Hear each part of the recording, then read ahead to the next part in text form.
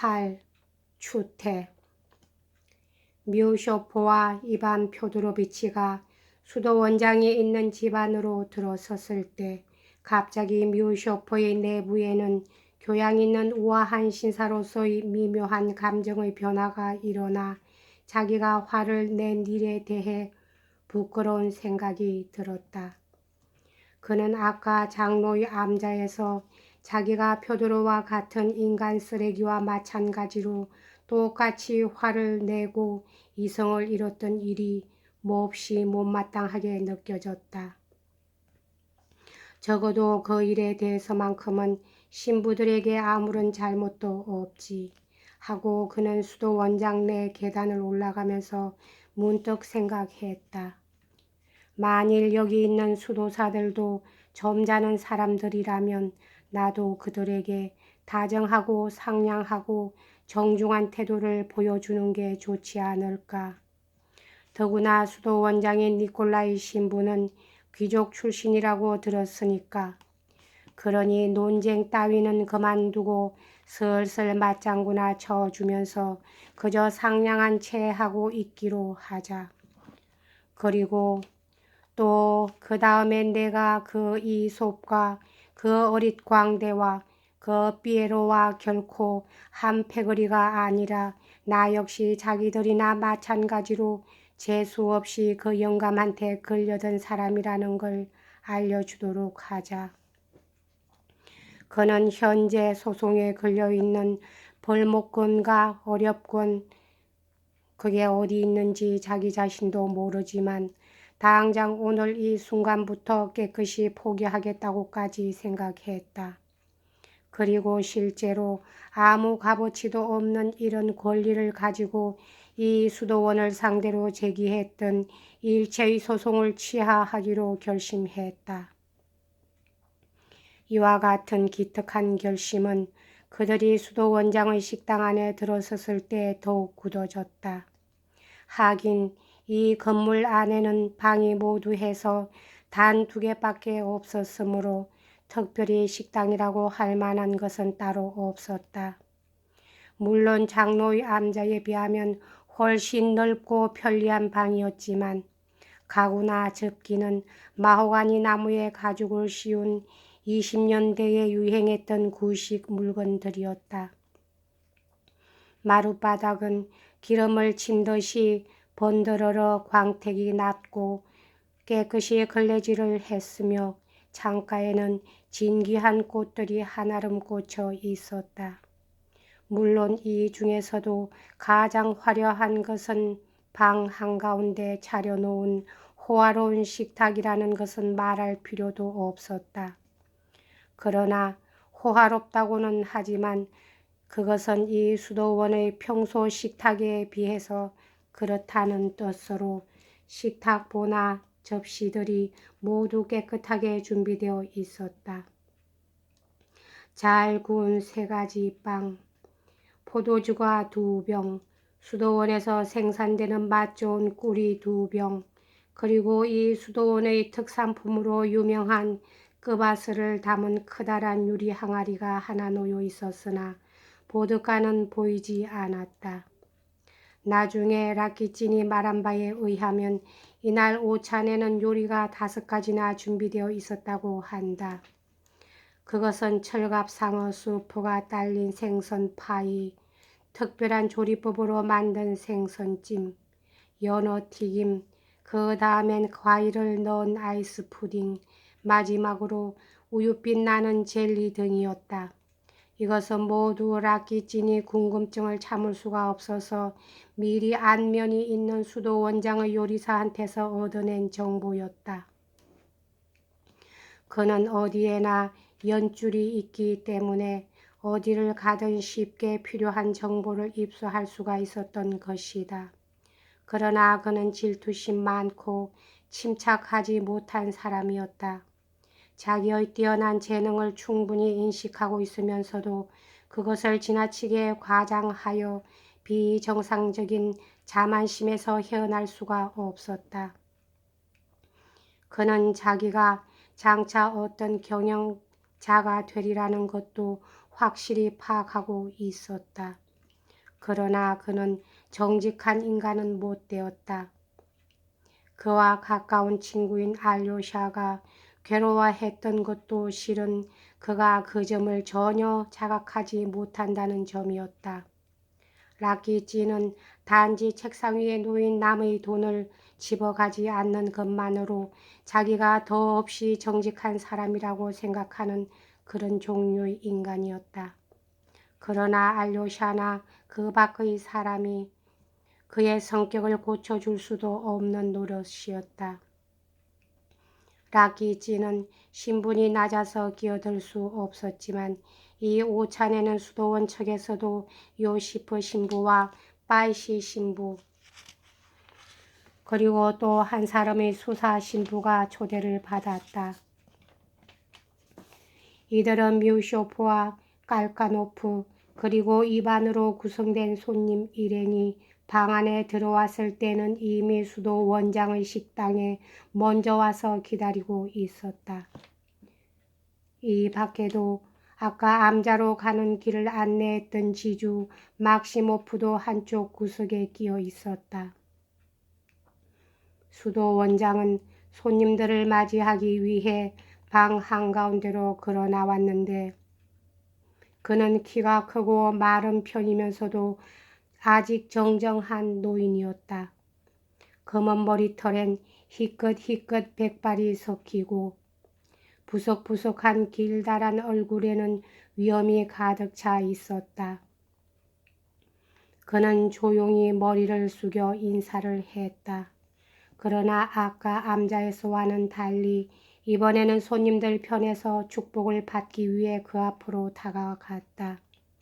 처음에 나간 뮤쇼프는 손에 입을 맞추려다가 원장이 얼른 손을 거두는 바람에 실패하고 말았지만 이반과 깔까노프는 평민들이 하는 식으로 가장 소박하게 소리내어 손에 입을 맞춤으로써 완전 무결하게 예의를 차렸다.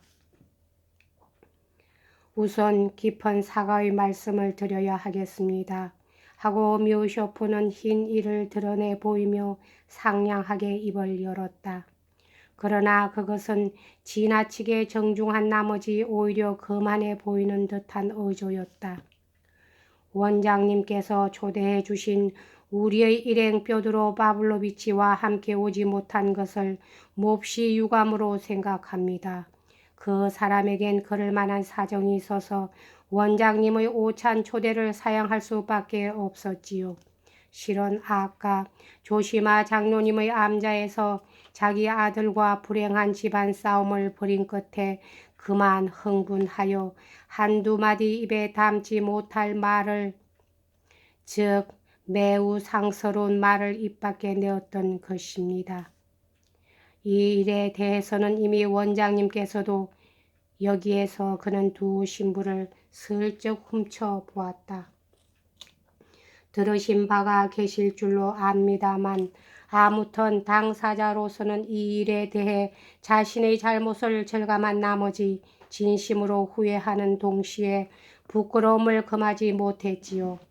결국 그 사람은 저와 자기 아들인 이반 뾰드로비치를 보고 심심한 유감의 뜻과 아울러 절실한 참여의 뜻을 원장님께 전해달라고 부탁하더군요. 간단히 말씀드리자면 그 사람은 차후에 모든 것을 보상할 각오는 물론이려니와 우선 원장님의 축복을 구하면서 그 사건에 대해서는 잊어주시기를 바라고 있는 것입니다. 뮤쇼프는 여기서 입을 다물었다. 이 장황한 인사말을 거의 끝낼 무렵에 가서는 완전히 만족감에 도취된 나머지 조금 전까지 그의 가슴속에 맺혀 있던 울분은 이미 자취도 없이 사라져버리고 말았다. 그는 또다시 진심으로 인류 간의 형제애를 느끼게 되었던 것이다. 수도 원장은 의젓한 태도로 그의 말을 끝까지 다 듣고 나서 가볍게 고개 숙여 묵례를 했다. 그분이 여기 못 오신 것을 진심으로 유감으로 생각합니다. 식사라도 함께 나누노라면 우리가 그분을 사랑하는 것처럼 그분도 우리를 사랑하게 될지도 모르는 일일 텐데. 자, 그럼 여러분 어서 식탁에 앉아 주십시오. 원장은 성상 앞에 서서 중얼중얼 감사의 기도를 드리기 시작했다. 일동은 공손하게 머리를 숙였다. 특히 막시모프는 매우 경건한 태도로 성호를 그으며 한 걸음 앞으로 나섰다. 표도로 파블로비치가 마지막으로 일장의 추태를 연출하기 위해 이 자리에 불쑥 나타난 것은 바로 이때였다. 그가 여기 다시 나타난 경위는 다음과 같았다. 사실 그는 정말로 집에 돌아갈 작정이었다. 장로의 암자에서 그처럼 추잡한 언동을 감행한 이상 아무 일도 없었던 것처럼 수도 원장의 오찬에 참석하는 것이 불가능하다고 생각했던 것도 사실이었다. 그러나 그가 묘쇼프의 인사말에서처럼 자기의 잘못을 진심으로 뉘우쳤기 때문은 결코 아니었다. 아니, 어쩌면 그와는 정반대였을지도 모른다. 아무튼 그는 오찬에 참석하는 것이 피차간에 거북할 것이라고 생각하고 집으로 가려고 결심했다. 그러나 그의 고물 마차가 여간 현관 밖에 도착해서 그가 막 마차에 오르려던 순간 그는 갑자기 동작을 멈추었다. 아까 장로의 암자에서 자기가 짓거렸던 말이 퍼뜩 생각났기 때문이었다. 저는 사람들 앞에 나설 때는 항상 저 자신이 비열한 놈으로 생각됩니다. 또 모두들 저를 어리광대로 취급하고 있다는 생각이 들지요. 그래서 저는 오냐, 그렇다면 정말 어릿광대가 되어주마. 모두가 나보다 더 비열한 놈들이니까. 그러자 갑자기 그는 모든 사람에 대한 복수심이 부글부글 끓어올랐다. 또 언젠가 퍽 오래전에 누군가가 그에게 어떤 사람을 왜 그렇게 미워하느냐고 질문하던 때의 일도 떠올랐다. 그때 그는 스스로 어리광대라는 감정에 지배되어 뻔뻔스러운 태도로 이렇게 대답했던 것이다. 사실은 그가 나한테 몹쓸 짓을 한 게 아니라 내가 그 사람에게 비열한 짓을 했었지요. 그렇지만 내가 비열한 짓을 하게 된 대상은 어디까지나 그 사람이니까 결국 원인은 그쪽에 있습니다. 그러니 미워하지 않을 도리가 있나요? 그때 일이 생각나자 표도르는 잠시 생각에 잠기면서 심술궂게 씩 웃었다. 그의 눈에서는 갑자기 흉측한 빛이 나기 시작하고 입술은 부르르 떨렸다. 이왕 버린 몸이니 어디 가는 데까진 가봐야지 하고 그는 결심했다.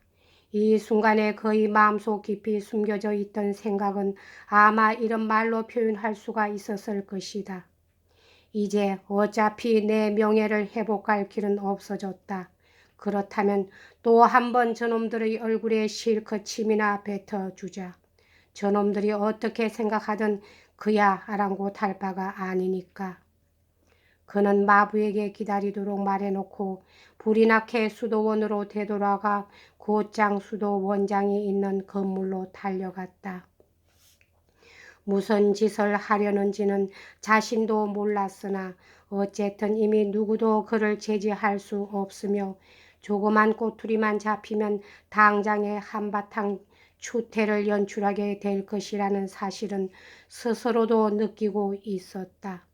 그러나 그 추태라는 것은 항상 추잡한 행위로 그칠 뿐이지 무슨 법적인 처벌을 받을 수 있는 행위로까지 발전하는 경우는 아직 한 번도 없었다. 그는 그 미묘한 한계점을 잘 알고 있어서 언제나 적당한 순간에 자기를 억제할 수 있었고 때로는 자기 자신도 감탄할 만큼 아슬아슬한 고비를 곧잘 넘기곤 했던 것이다. 여기까지 하겠습니다. 감사합니다.